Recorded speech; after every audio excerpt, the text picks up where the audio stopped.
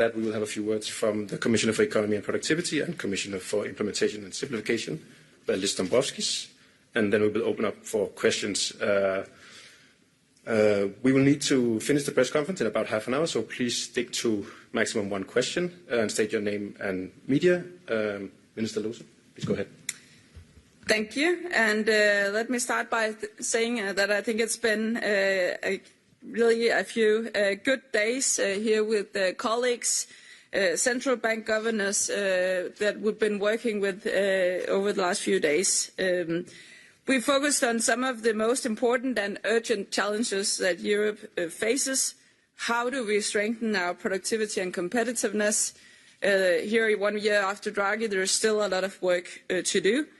How can Europe play an active role to shape our future in a geopolitical landscape that is changing? And there was a clear consensus that it's challenges that are closely knit together. A stronger European and resilient economy is a precondition for Europe to play a strong geopolitical role.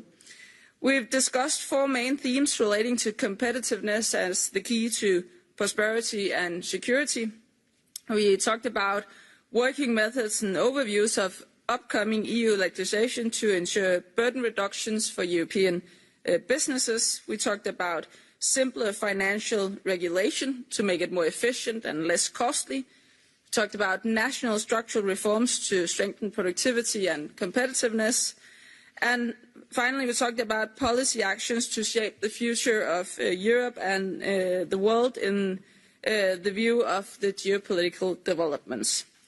On the theme of burden reductions, of course, EU legislation poses huge benefits for all EU countries. It could be a stronger single market, it could be green transition, it could be consumer protection, but burdens on European businesses are high, and it would be nice to have a better forward-looking method and overview of what's actually on the way, so that we can act to bring down burdens. It was a theme that attracted great interest among colleagues, and we would like to continue the work to improve working methods and overview of burdens from new legislation. The aim should be to get new legislation right the first time, and then at some point, hopefully, well, this will then also be done with doing omnibuses when we get it right also in the future. The second theme on a simpler financial regulation, we all know why we have made a lot of new regulations since the financial crisis, rightfully so. We need to safeguard financial stability, we need to safeguard our consumers, consumer protection, but it's completely fair to discuss how can the sheer amount and complexity of the regulation be brought down without as I said, giving up on the very important goals of the regulation. We will take that work forward, aiming at some common principles to the ongoing work on simplification, so that we can use that as a stepstone to build a stronger and more efficient capital market in Europe as well. We had a discussion on national structural reforms. They are at least as important as common EU initiatives. Things we do at home is being amplified by what we do together in the EU and the other way around. And we had a very good exchange of views on which national reforms are most important and how to overcome the obstacles there will always be on the road towards reforms and stronger and resilient economies. And then finally, we had a discussion on geopolitics, the geopolitical tension that's rising. Russia's waging a war in Europe, and the international cooperation and trade is under pressure. We have to work closely together in Europe, and we have to do it with like-minded partners to have the power to shape our own future, as well as global developments. It was a really good discussion with good friends being among us, and we are very clear that we need to work closely together, building a strong economy with strategic autonomy and a strong defence, as well as cooperating with like-minded allies outside of the European Union on, for example, free trade, climate. Yeah, this should be my remarks. Thank you, Stephanie. Good afternoon, everyone. Today's meeting saw a broad consensus around the need for Europe to act urgently to strengthen its resilience and strategic autonomy in face of challenging geo-economic and geopolitical developments. Europe must quickly find its place in a changing world to protect its citizens and to secure its long-term prosperity. Recent violations of Union's airspace, including yesterday's outrageous violation of Estonian airspace by Russian MiGs, underlines the need and urgency for Europe to take responsibility for its own security, as well as ramping pressure on Russian aggressor. Sanctions are crippling Russia's war economy. With our 19th sanctions package published yesterday, we propose to further ramp up the pressure on aggressor. We are widening the net in area of trade, financial services, energy and sanctions evasion, and we will not rest until the aggressor is stopped. More broadly, the EU is now taking bold and necessary steps to facilitate investment needed to increase our defence capabilities, including through €150 billion safe instrument and activation of the national escape clause. We also must support Ukraine by covering its financing needs in 2026 and 2027 and help it purchase military equipment it needs to sustain its fight for survival. This is why we continue to work on reparations law. We also need to reduce our strategic dependencies, including through diversifying our trade and deepening our partnerships around the world. Here, I also would like to thank Canada, Norway, the United Kingdom and Ukraine, all represented here today, as some of the EU's most valued partners. In today's world, it's more important than ever that we deepen cooperation among like-minded nations. Finally, we must continue to take decisive action to secure our long-term prosperity by implementing the competitiveness compass and continuing to deliver on the recommendations of the Draghi report. This brings me to another important discussion we held today on how reforms in member states can strengthen the EU's overall productivity and competitiveness. Because indeed many of the levers to enhance competitiveness are in the hands of member states in areas like education and skills, labour market policies, taxation, public administration and innovation ecosystems. Reforms by member states are therefore key. The European Commission is committed to play its part in coordinating and encouraging the implementation of such reforms. And the competitiveness compass provides us a comprehensive set of actions to be urgently taken at EU level to complement member states' efforts. These meetings provided also an important opportunity to present and engage in an exchange of the key pillar of the European Union's broader competitiveness agenda, simplification. Since the beginning of the year, we have presented 6 simplification omnibus proposals, including in agriculture, defence, due diligence and sustainability reporting. These proposals will make EU rules simpler, more proportionate and easier to navigate for European businesses, resulting in annual savings of around €8.4 billion. Our overall objective is to simplify administrative procedures to reduce costs by 25% for all companies and 35% for SMEs. This means cutting around €37.5 billion in the annual administrative costs by the end of this Commission's mandate in 2029. Our discussions focused on importance of monitoring the overall economic impact of the EU legislation across different policy areas, and also on how simplification can deliver a more competitive European financial sector. These discussions serve as very useful contributions to our ongoing work.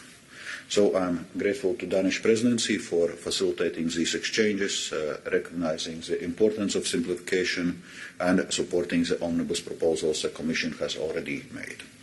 So before I finish, I wanted to once again thank the Danish Presidency for your hospitality and for excellent organization of the meeting. Tusen tak. Tak. Thank you both. Let's go to questions. Yes, yeah.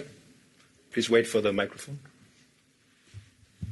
Thank you. Detlef Fechtner, Börsenzeitung, German Financial Daily. To Mr. Dombrovskis, on the frozen assets, can you give us a taste of the echo of this discussion? So are there willingness to discuss, or is there even support already, or are there some caveats? And what's about the Brits, the UK?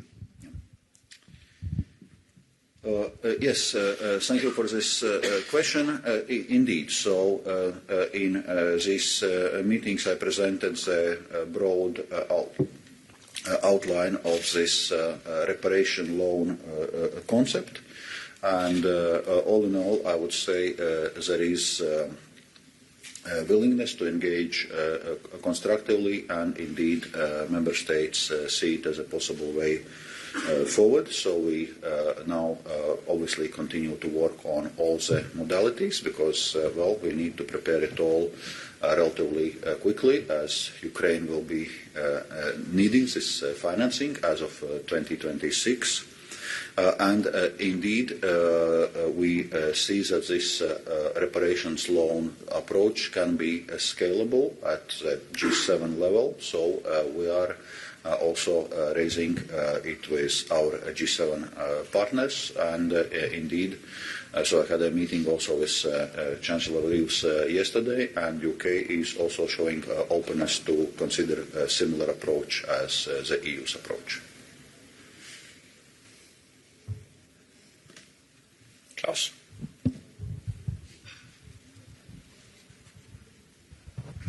Klaus Stühr, Fagpressebureauet. That is for the Commissioner. There is a growing criticism, at least in the Danish Parliament, concerning the lack of consequence analysis in many proposals. So the outcome is far from what you thought it would be, like the CSRD. Will you improve your homework in order to avoid that simplification turns into deregulation?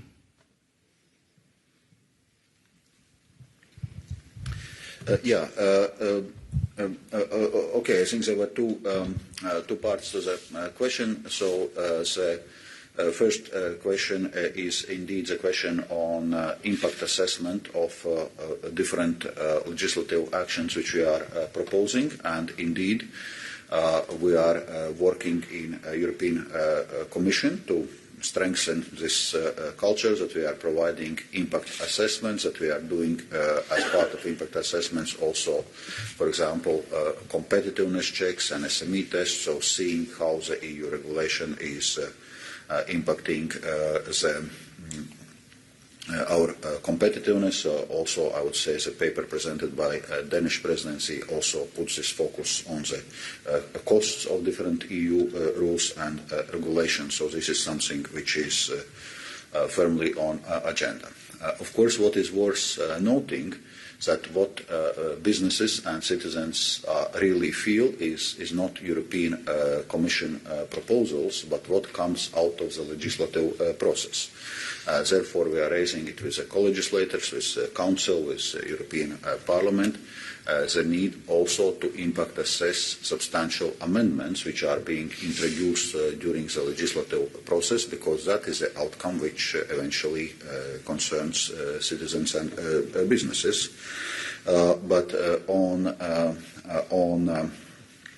the broader point, We are indeed pursuing our simplification agenda, but we are not pursuing deregulation. So we are not moving away for our ambitious social and environmental standards. We are rather looking how to achieve our goals in a more efficient and less costly way. And if I just may add very quickly, as the Commission is saying, it's very important that if we want to have a view not only on simplifying the stock of the EU regulation, but making sure that the new flow has a reasonable proportion between burdens and costs and benefits, then better impact assessments, as the Commission always also says, not only on the Commission proposal but also on substantial amendments. That is vital, and it's also vital to have an overview on what's actually on the way. So we will be looking forward to working with the Commission onwards from here on that. Let's go here in the front. Hi, Galavotti in Kronos, Italy. It's a question for Commissioner Dombrovskis, if I may. It's slightly off topic, but since we are in an ecofin, because Minister Giorgetti said that Italy could lower its deficit to GDP ratio under 3% already this year. I wonder if you think that this forecast is realistic, and if yes, if Italy is bound to exit the excessive deficit procedure next year. Thank you so much.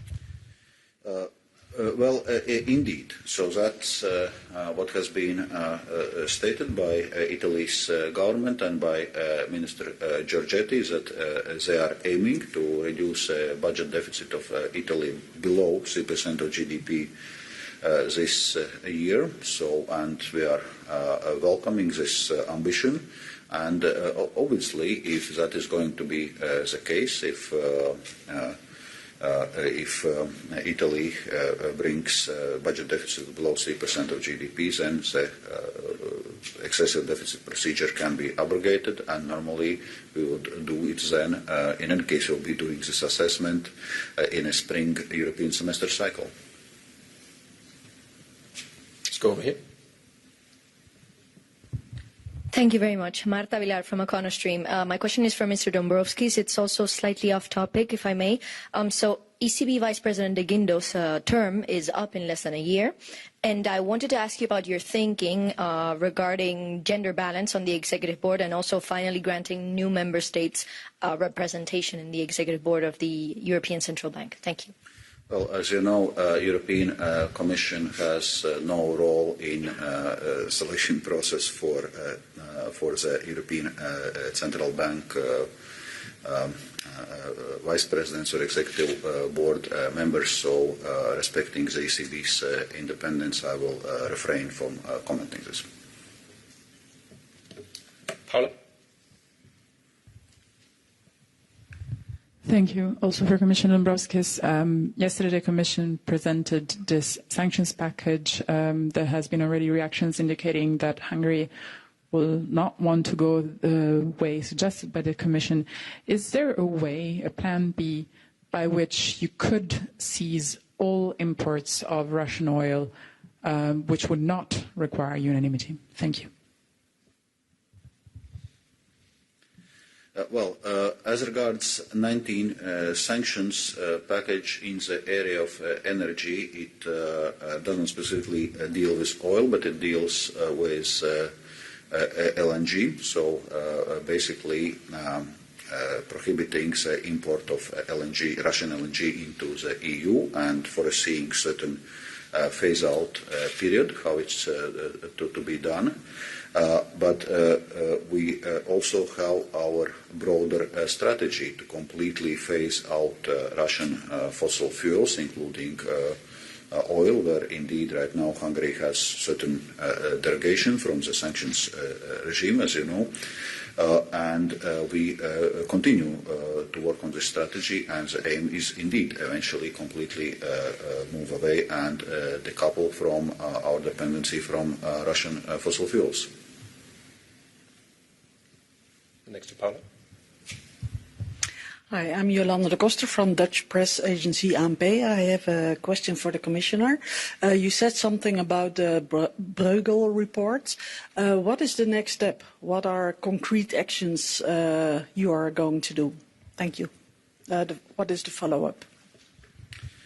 As I was saying, the discussions we are having here on our competitiveness and simplification agenda, on our structural reforms agenda, it all, in a sense, serves as input into the Commission's work and as input for further proposals and actions we'll be preparing, and certainly can also inform certain member states' actions. So I'd say that's the essence and value added of those discussions.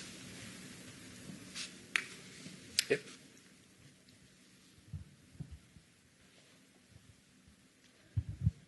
Thank you very much, Marco Bresolin, Italian newspaper La Stampa. Again, a question on the reparation loan.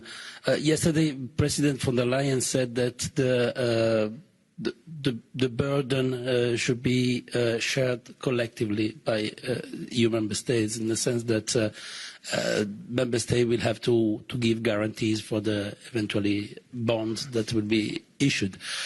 I'm wondering whether you are looking for an unanimous support for this, or if this could work also with, let's say, a sort of coalition of the willings. And in that case, for you, the question, if the Danish government is willing to participate. Thank you. As I was mentioning before, we are currently working on all those exact modalities, because indeed one of the elements of those proposals is, as I was explaining yesterday, so basically would separate the Russia's claim on their sovereign assets from cash balances which have been accumulated from those assets, and use those cash balances to provide a reparation loan to Ukraine.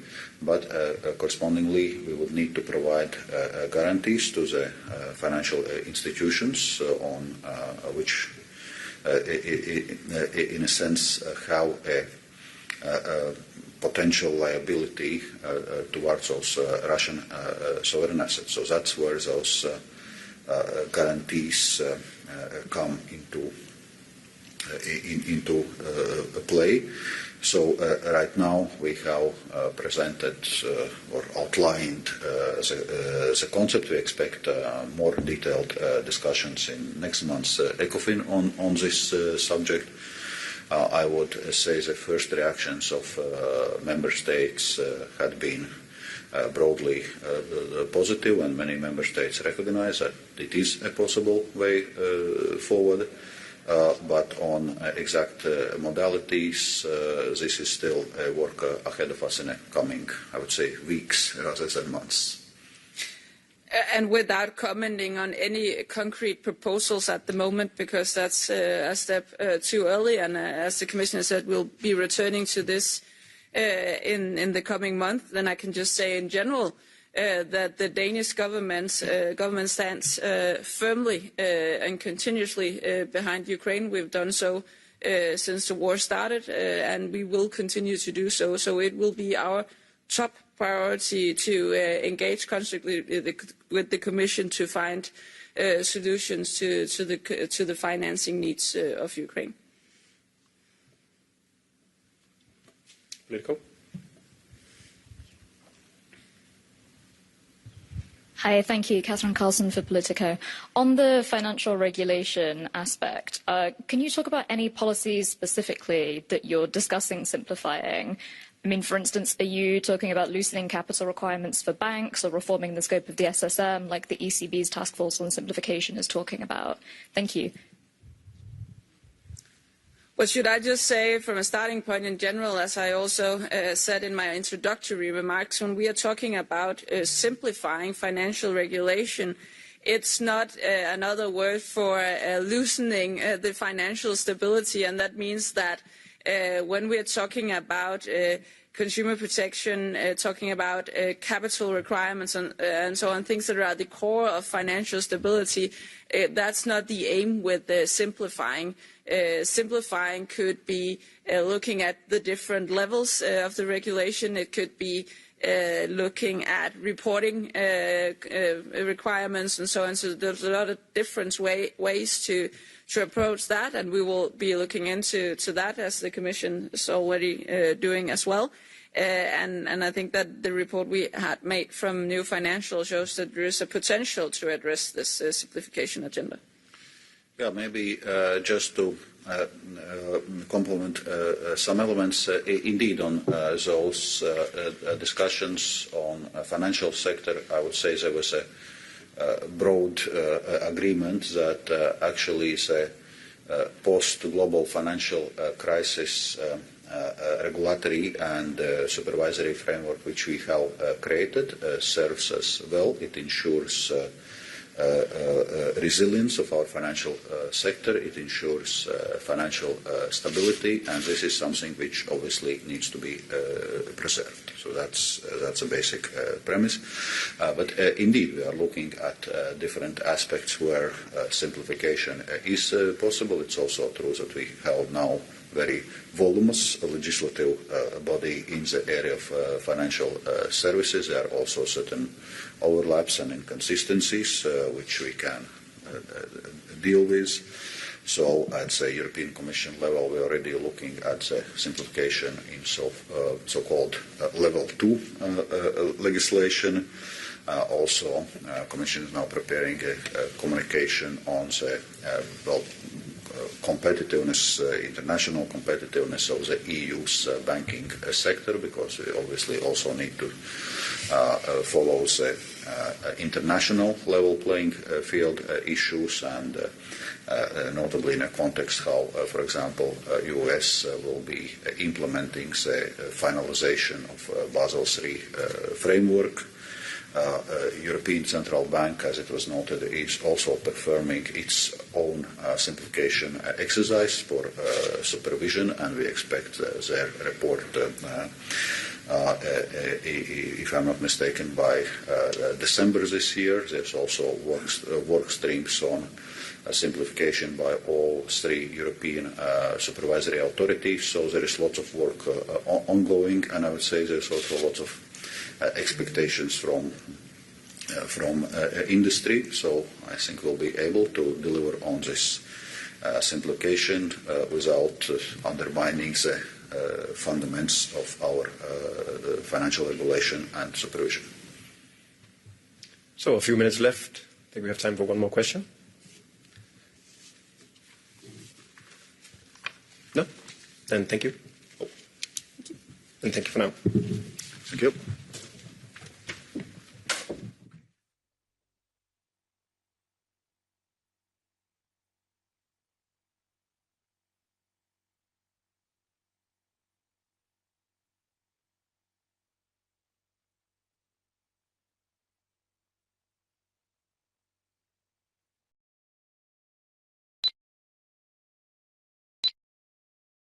This is Audio Channel Floor.